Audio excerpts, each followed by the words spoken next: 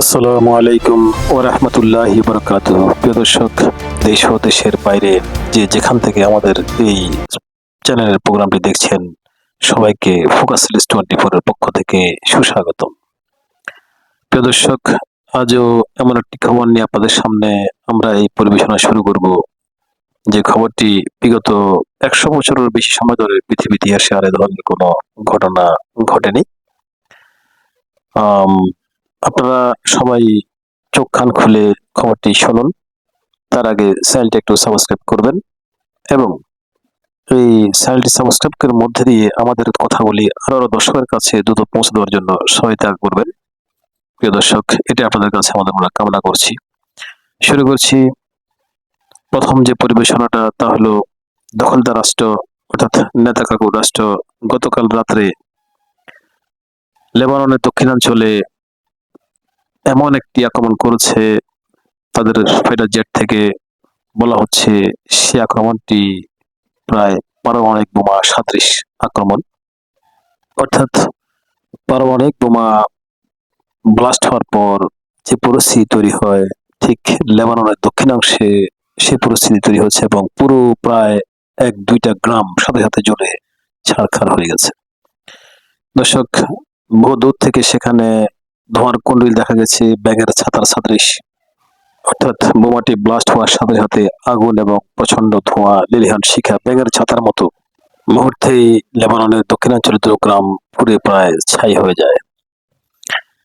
নির্ভরযোগ্য তথ্যে আমরা জানতে পারি যে এই বোমাটি ব্লাস্ট হওয়ার পূর্বেই, অর্থাৎ সেখানে আক্রমণ করার আগেই ইসরায়েলের কর্তৃপক্ষরা ইসরায়েলের উত্তরাংশে সাধারণ জনগণকে তারা সতর্ক করে দিয়েছে এবং তারা বলেছে যে একটু মৃদু ভূমিকম্প হতে পারে, অর্থাৎ জনসাধারণের উদ্দেশ্যে তারা বলেছে যে একটু মৃদু ভূমিকম্প হতে পারে, তারা যেন সবসময় সতর্ক থাকে। দর্শক, সাধারণ জনগণকে যখন সতর্ক করা হয়েছে, সেই জনগণের মধ্যেও কিন্তু অন্তত 2-1 লোক হলো তো তারা ভালো আছে বলে আমরা মনে করি। সম্ভবত তাদের পক্ষ থেকে কিন্তু প্রথম এই খবরটা প্রকাশ হয়, পরবর্তীতে বিভিন্ন মাধ্যমে বিভিন্ন মিডিয়া আসে।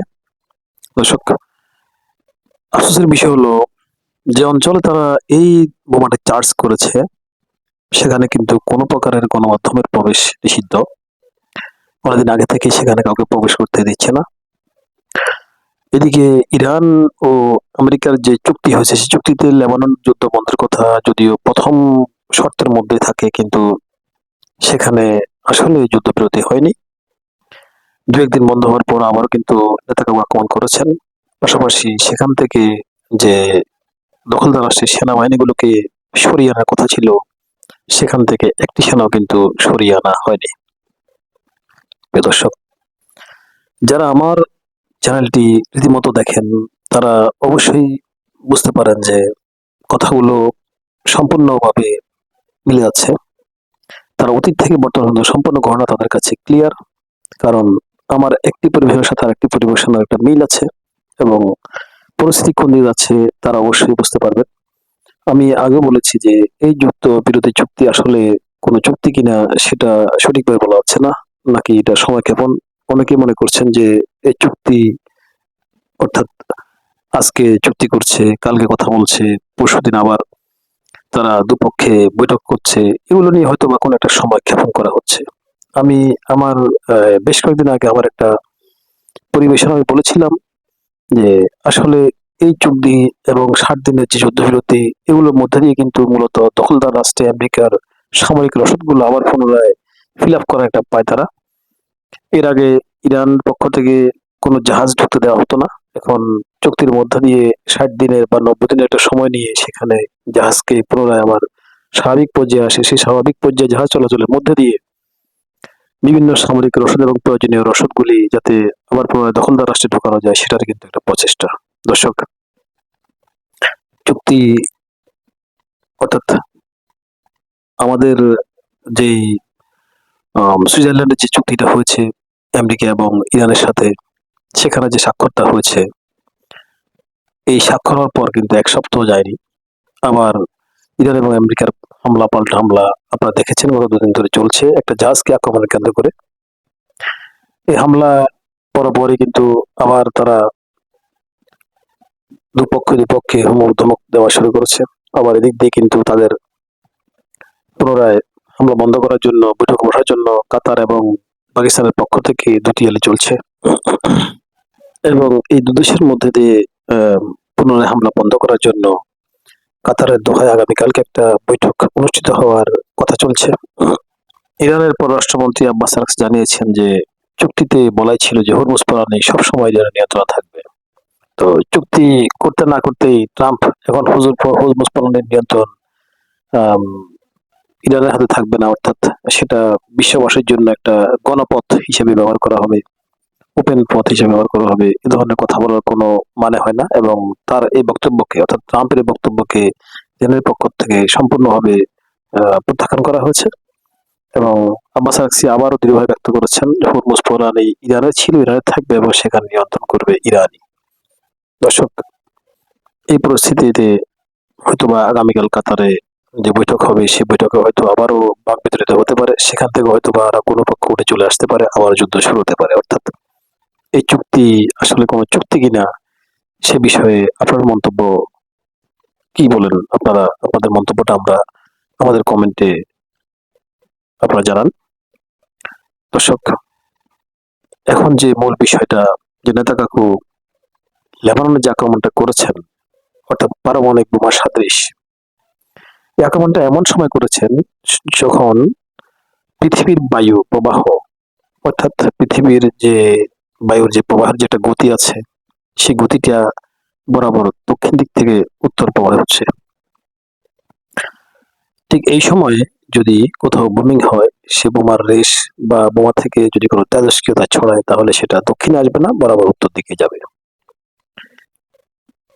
যদিও ধারণা করা হচ্ছে, অনেক বিশ্লেষকরা মনে করছেন যে পারমাণবিক বোমা না হলেও পারমাণবিক সদৃশ কোনো বোমা সেখানে ব্লাস্ট হয়েছে, সে ব্লাস্টের ধরন এবং ধ্বংসাত্মক অবস্থা যেটা আন্দাজ করা যাচ্ছে বা যেটা দেখা যাচ্ছে, সেখান থেকে বোঝা যাচ্ছে যে এই বোমার তেজস্ক্রিয়তা যদি চতুর্দিকে ছড়িয়ে না যায় বা ছড়িয়ে গেলেও যাতে দখলদার রাষ্ট্রের দিকে না আসে, তখন সময় সুযোগ বুঝেই কিন্তু ঠিক এমন সময়ে বোমাটা এটা হামলা করা হয়েছে বা বোমাটা মারা হয়েছে, যার তেজস্ক্রিয়তাটা হয়তো দক্ষিণ দিকে, অর্থাৎ দখলদার রাষ্ট্রের দিকে যাতে না আসে।